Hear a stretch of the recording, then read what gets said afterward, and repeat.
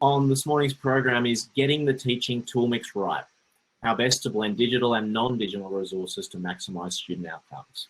I'm going to be moderating the session, and we have two interesting guest speakers with us this morning. Let me do a little bit of an introduction for you. First up, we've got Mary Lou O'Brien. Mary Lou is an independent consultant specialising in digital transformation projects with clients across Australia and in Canada. She started working in the K12 space in 2009, 9 years as the Director of e-learning at Melbourne Girls Grammar. In 2017, she accepted the role of Chief Digital Officer to complete. She was a finalist for the CIO of the Year Award in 2018, and she and her team are widely recognised for their innovative approach, winning numerous innovation awards from 2015 to 2019. Our second speaker is Gary Vella. Gary is the Assistant Principal at Coburg High School, where he is responsible for overseeing student engagement, support. Gary brings 19 years experience in secondary schools in Australia and also in the UK. Welcome, Gary and Mary Lou. So what I might just get us starting off with just sort of a bit of first principles conversation. And my first question is for you, Mary Lou. So at a high level, for people who aren't familiar with this space, how do you think we best build online learning environments that extend the collaborative space? How can we leverage online resources to promote collaboration in our classrooms? Thanks, Tim. I think one of the most important aspects is that, we've seen during COVID and remote learning that there's been a lot of shopping and panic buying of products. I really believe that there needs to only be one entry point to learning in every school, and that means one username and password to remember. So you in no way want to hamper access to learning for students. So that's probably a priority area for me, and it's about centralising the platforms and systems in use. When it comes to online learning, just repeat your question again. Can you, Tim? I'm interested in the power of these online learning environments to promote collaboration. That's one of the often here, that's a buzzword about our sector, that there are new ways to collaborate using digital tools like the many that we've had showcased already this morning. In your experience, what's the sort of the critical value add that we get from these products? That collaboration in the classroom, but both between students and also between other important stakeholders, between teachers and students, parents and students, and so on. Yeah, one of the critical advantages is probably that data. So if anyone heard Danny speak a moment ago, it's having centralised data and one central system where that's collected and collated and can be distributed from. So that's a huge benefit. One thing though I'd like to also add is though it is about relationships in schools, and it's still, no matter what platform you're using, you must focus on building that connection with your student. I introduced online learning to higher ed programs going back sort of 15 years ago now.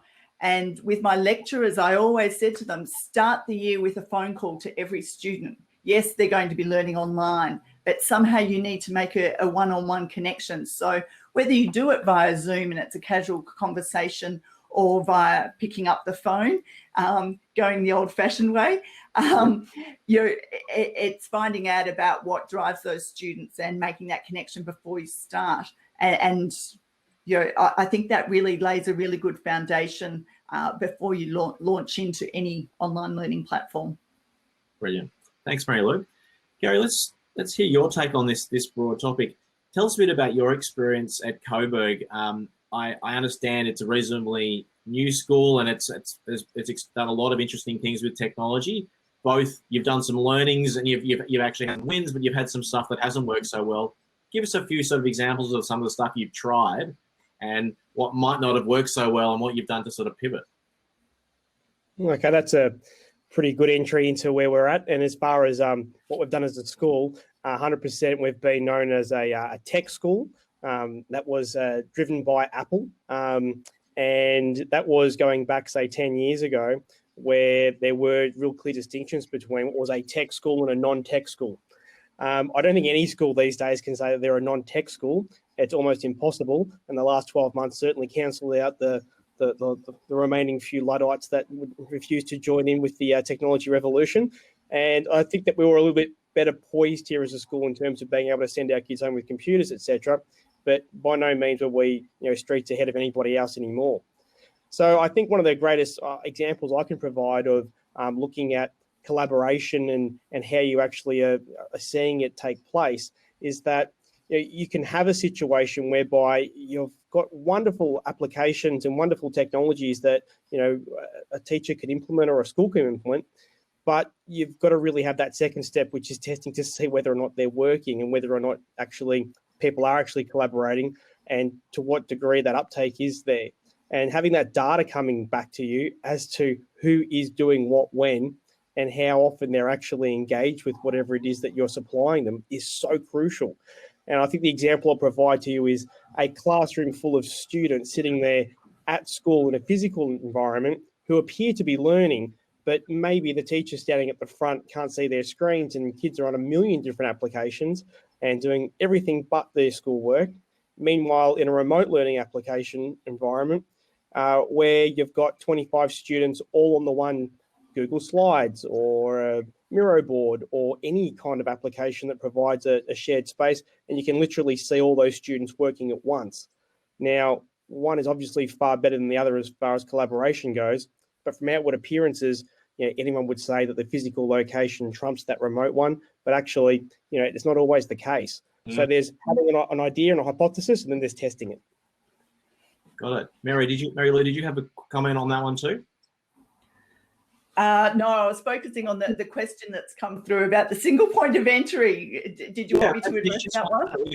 We've had an audience member raise a question at the beginning, a really interesting one, which is they're really interested in this idea, do we need a single entry point for learning in schools? Or is it okay to sort of run multiple platforms and multiple tools for success? Sounds like you've got an opinion on that topic, Mary Lou. Yeah, look, certainly in the school I was in, we did have one entry point, and that was a very solid learning management system. And sure, we used Office 365. At one time, we'd used Google in the early days to integrate. But every student and teacher and parent in our community, they had one log on to that one platform to access every tool in our environment. So if we would only consider tools that would integrate. And that means integrating with our SIS as well, if they needed access to the student data. So it was all about the user experience. Yeah, I hear you. What's the experience at Coburg High? Similar or different? Yeah, I think very similar. I don't think you can make it easy enough. And that's for parents and for students and for staff as well. When you start crossing multiple platforms, it just builds up that level of tech stress and anxiety for where is it and how do I find it, and whether you like it or not, you're going to have people that get lost. And having that single point of entry, I do think is crucial, and it's okay to have things interlinked. So sometimes there's that whole thing of why can't we have both? And that's fine too. So sometimes people think they've found the right place, but actually they've just found one of the right places to get at information. So having multi-tiered levels of communications and access points, that can be pretty effective as well. Got it. Gary, I'm interested in getting your take on this question of how digital and non-digital resources in the classroom setting. Obviously, there is just, technology, as we know more than ever, it offers us so many powerful ways to, utilize data. But obviously, we've learned a lot of stuff in the non-digital period about how to be effective educators and how to help kids to learn. Can you talk a little bit about how you blend those sort of more traditional non-digital resources at your school with some of the more cutting-edge, newer digital devices and software platforms? Well, we actually had quite a move towards a digital-only environment originally as a school. A previous kind of leadership structure here was that there should be no library at the school. It was a repository for dead trees, and that there should be no whiteboards in the school whatsoever, and that even pictures and maps and things like that should not be up on the wall, that the only things that should go up on the wall are things that go via digital projection. And that was a pretty extreme kind of position to be in. But what it did force people to do was to innovate. And we've since kind of gone from that position to looking at what it is that everybody needs. And that is, there's a blend. So we have all of our VC exams up until this point still down as being handwritten. And so students need to do a certain amount of handwriting in every lesson. Every student needs to bring a book and a pen to class, because invariably some students will forget to have a computer or a fully charged computer. Now, we're very lucky in that most of our kids actually do quite well with their computers, but they need to have a backup, and also teachers need to cut backwards and forwards. We're not doing that whole substitution thing. It's got to be transformation, and that is if you can transform your lesson by using an online kind of app or whatever else it is, go for it. But if it's okay just to write it down and work it out in a book, then go ahead and do that too. So it's what works best for the time that it takes place. Yeah. What about at Melbourne Girls Grammar, Mary Lou? Were there certain subjects or certain kind of learning modalities that at your school there in a non-digital resources? Yeah, look, absolutely. And even in the 12 months since I've left, there's been huge changes with devices. When I first implemented BYOT, it was any device, but really being a girls' school, unfortunately for me, I was never happy about it, but most of them did choose Max. And they didn't have styluses. Whereas now I would truly consider looking at, and we were starting in the last year to get a few Surface Pros come through, but some of the maths programs now and the automation of the mathematic equations where screens can actually interpret those symbols has come in, been developed in leaps and bounds over the last 12 months. So things are changing very quickly, and that choice between BYOT or actually prescribing a device, I'd been a big supporter of BYOT and student choice, but because of the advantage that a device like the Surface Pro can give students at the moment, I would almost be inclined, if I were in a similar role again, to say that's the way we'd go. Got it. Thank you. Gary, can you comment on this topic, the blend of digital and non-digital and the different age groups you've got in your school? Like the sort of, for your school, I imagine that's that sort of year 7 and 8, ages sort of 13 and 14, how you approach technology in the classroom for those year levels versus how you approach it for your latter years, your year 11s.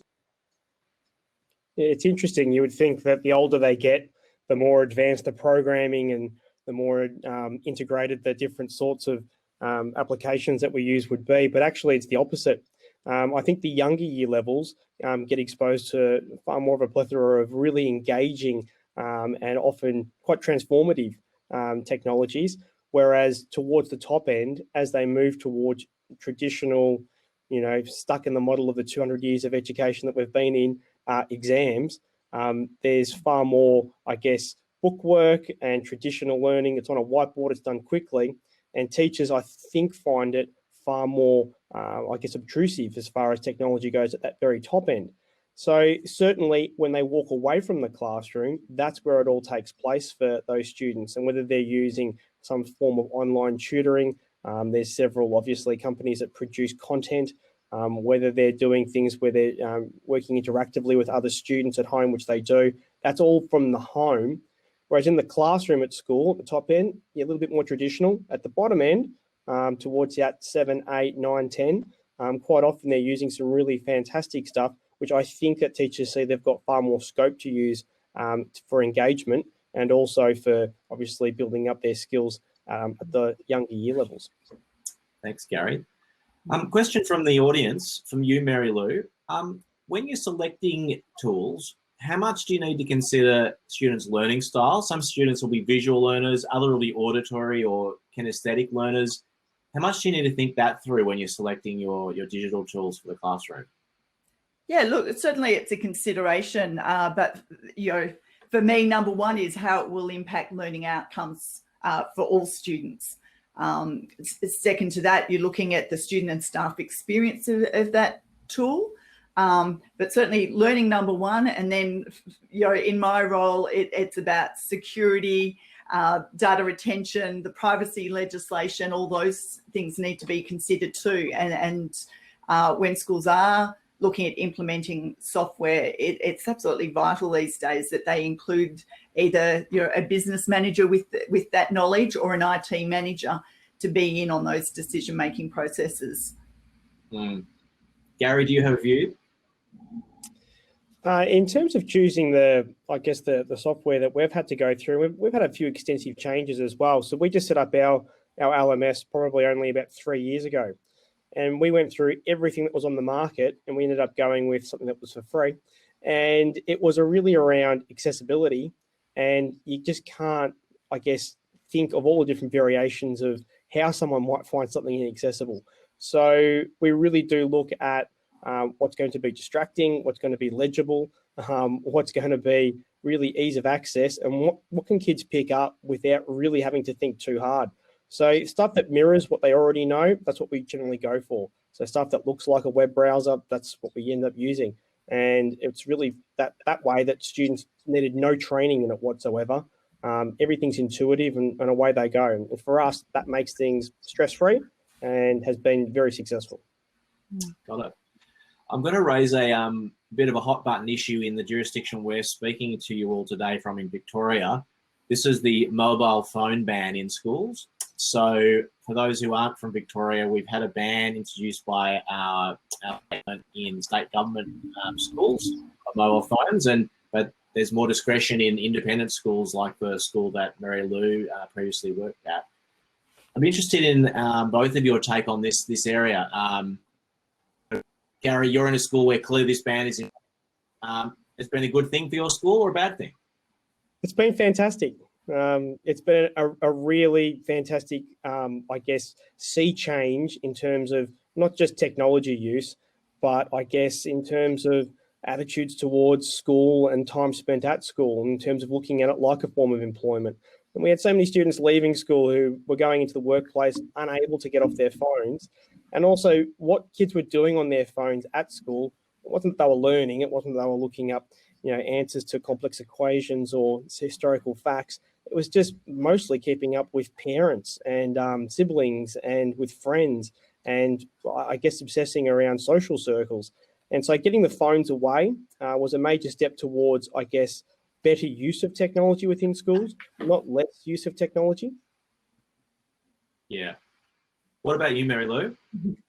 Yeah, look, I really believe we need to focus on educating and preparing children on how to best engage and manage the world that they live in. And, technology is ubiquitous.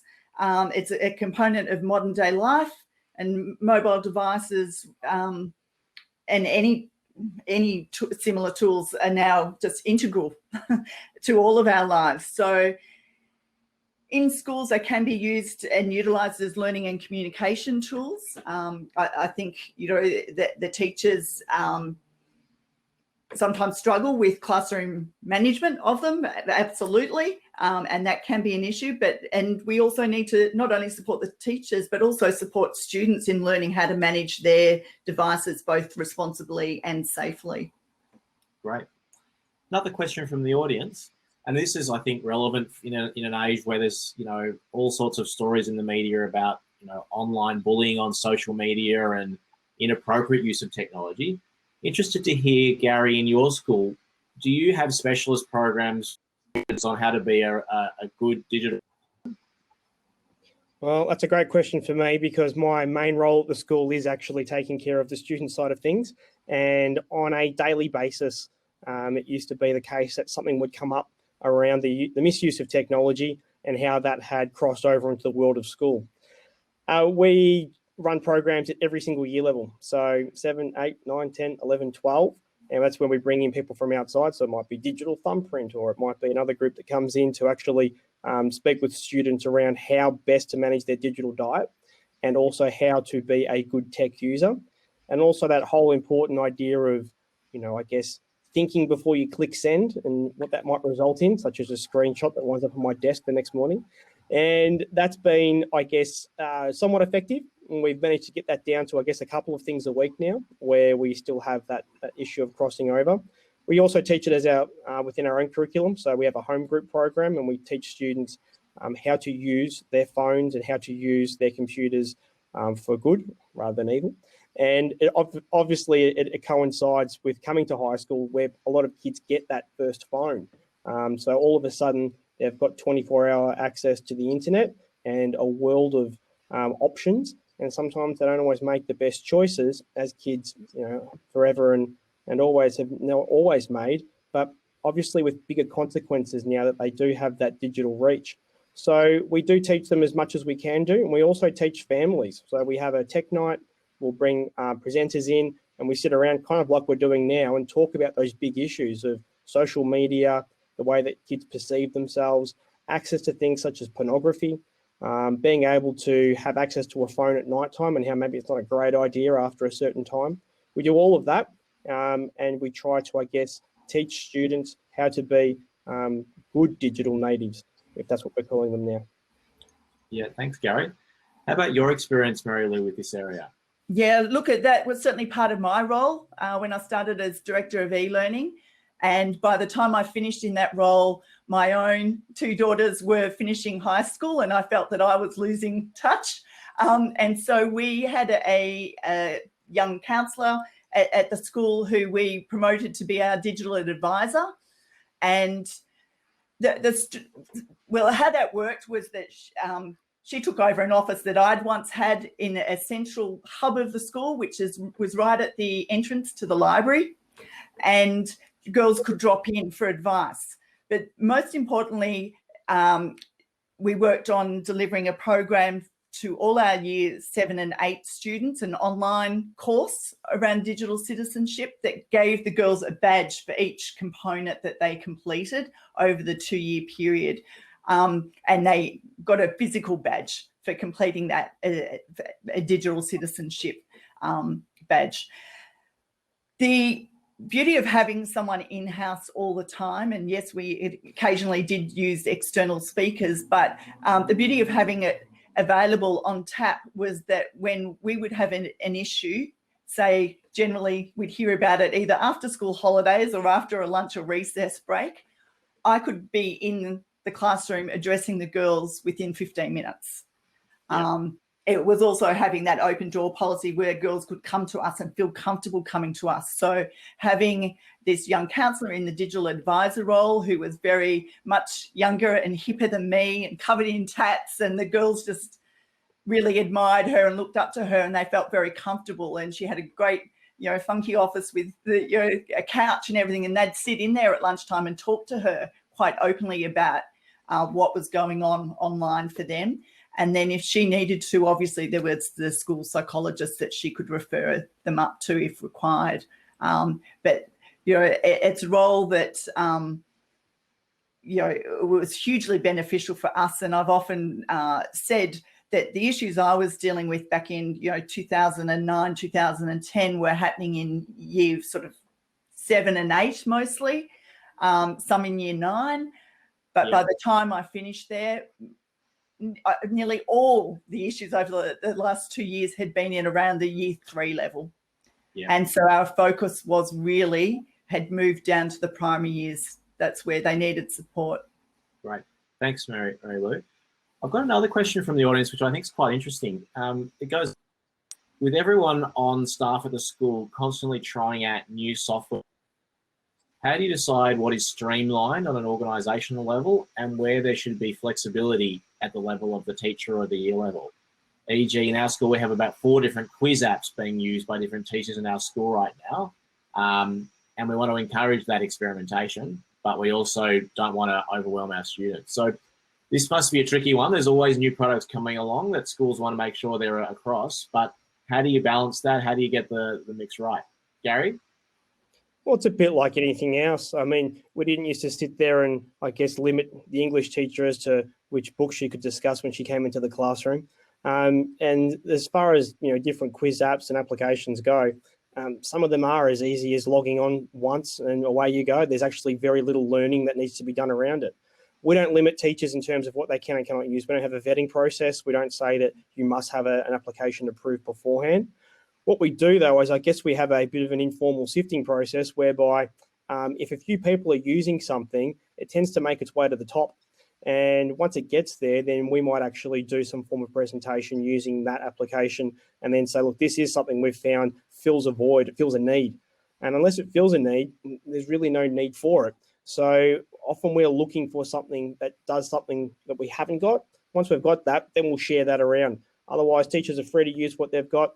They tend to share and collaborate. They do tend to kind of stick to the same ones over time. But experimentation is part of the game. Mary Lou? Yeah, look, I'm probably one, and in my role, I was the one doing the filtering of most products. Sure, there would be, and as Gary said, there are quiz products out there that don't need any input from the students other than to click on a link and say, vote, basically. Whereas what worries me is when teachers are going out, loading up software. During lockdown, we saw the Zoom example where they were, in schools, some had decided to use Zoom without school authorization, and then they had the web bombings occur, and it caused, it was as though this was a security breach. Now, if that had been vetted by the school and set up by the school as an organization, that would never have happened. And I can guarantee you at the schools I've worked with and have worked at, that would never happen, because when in the process of setting that tool up, you go through all the settings diligently, and it's a risk that's mitigated at that point, and that's what our focus was. It was always around mitigating the risk for privacy and data breaches, all the any security breaches really. So what would worry me is if a teacher was uploading student data into any web-based application and we didn't know about it. That is a massive risk. Yeah, I hear you. Gary, I want to turn to parents now and parents' role in outcomes and education. Obviously, it's a big part of success at a primary school and a secondary school.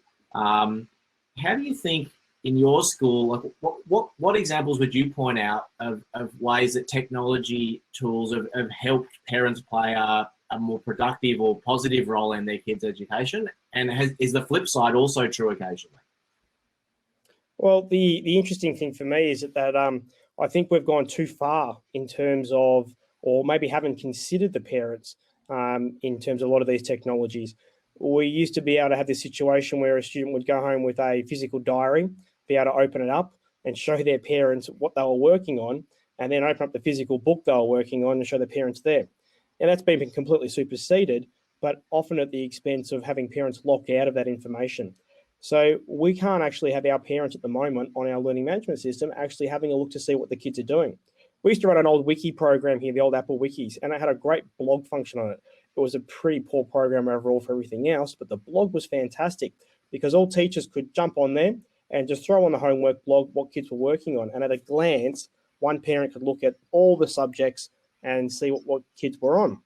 We haven't got that anymore, and we're actually sorely missing that. And I think there's a real gap there in the whole marketplace around, lots of families, lots of parents want to see what their kids are doing. They want to know, but at the moment, they almost have to email teachers to ask them what they're doing, and teachers aren't really able to tell them directly through a lot of applications what they are working on. So I think actually that parents, a great support base, and I'm all on the team for that one.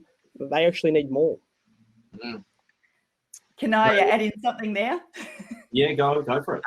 Gary, you did mention that you're using a free platform. A lot of those free platforms, I'm not exactly sure which one it is, but I'm pretty sure I can take a good guess at it, have been designed for higher education. That's where they originated.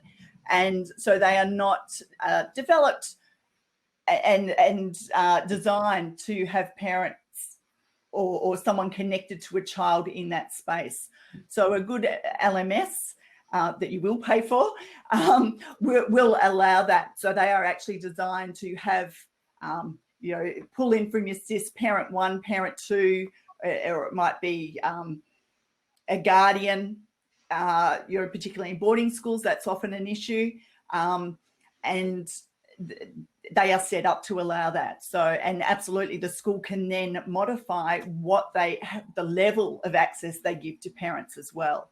So we would give access to all the course outlines and to parents openly, but on the assessment side of things, depending on what year the child was in, but certainly for the senior years, we didn't give parents access to the assessments because that was for the student, and it was all about them having control and being self-regulated in their learning and owning their own learning pathways. So but that is certainly a feature in most LMSs these days. Yeah, I think it was the same for a lot of other functions which we in the past just didn't have, and then a lot of those applications simply caught up over time. So I'm thinking it will be the same with this as well. So we use Google Sites, and Google Sites has worked remarkably well. It's a great look, it's clean, it does everything we want it to do. But that other one thing that has been missing has been how do we get our families to see what is actually going on with those students? But there's no reason why they can't open that up or add to that in the future, which is what I'm hoping. Yeah, final question for you both. I'm interested in teachers how to use these new digital tools. Obviously, if you've done your teacher training 25 years ago, a lot of this, the tools that are available now wouldn't have been part of your training. What programs do you put in place in your schools to up teachers to kind of make good use of these tools rather than, not so good use in ways that might actually undermine learning outcomes? So Gary, perhaps you could start us off. Well, we like to joke that that our high school is the inner north's refuge for every hipster in Melbourne. So the teachers here are pretty up to date with a lot of technology. However, it's always wrong to make that assumption. And the same with kids as well. There's this idea that I'll just put a computer in front of a child and they'll know exactly what to do. And although that might be the case with a lot of people and with a lot of staff as well, there are plenty of other staff who have come with years of experience, but maybe not years of experience with the tech. And I suffered from that myself when I came to Coburg High School. I sat there once with 3 different applications open that all did the same thing, but they were different programs. That was Apple Sheets, that was Microsoft Excel, and that was the Google Sheets, and then there was the Apple product as well. So there was 3 different spreadsheets on 3 different programs, and knowing where everything was, it can drive you a little bit crazy. So one of the first things is to streamline what we do have once we're using it on a whole school basis, and then making sure that people do know what they have to use and being able to train them. We do that on a Monday night, and we do that as a How to Coburg, we call it. And How to Coburg is where we'll do some tech sessions. And then for people who require a little bit more in-depth, training, we run some techie brekkies, and we run those every year. And our IT guru, Ramsey, will come in there with some ham and cheese croissants and some other delicacies. And he'll teach people how to do some really incredible stuff in terms of how to set up a lot of different applications in a way that maximizes learning. And it's for people that have actually been using those applications for years, who didn't know all the things that are on there, being trained by someone who is fully qualified to do that. So that's our 2 avenues there. Great. What about you, Mary Lou? What have you done in your various roles regarding teacher professional development and these digital tools? Yeah.